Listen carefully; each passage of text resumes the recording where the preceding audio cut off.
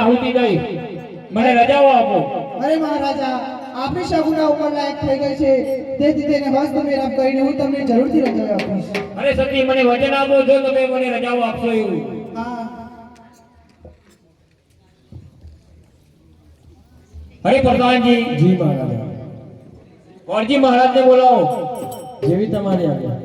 આજે પરાધન બોલાવે ગોરજી આવજો રે આવજો રાગલે દરબાર પરાધન બોલાવે ગોરજી આવજો રે આજે પરધન ના બોલાયા ગોર દેવયા દિયા રે આજે પરધન ના બોલાયા ગોર દેવના દિયા રે મહારાજ ને દરબાર પરધન ના બોલાયા ગોર દેવયા દિયા રે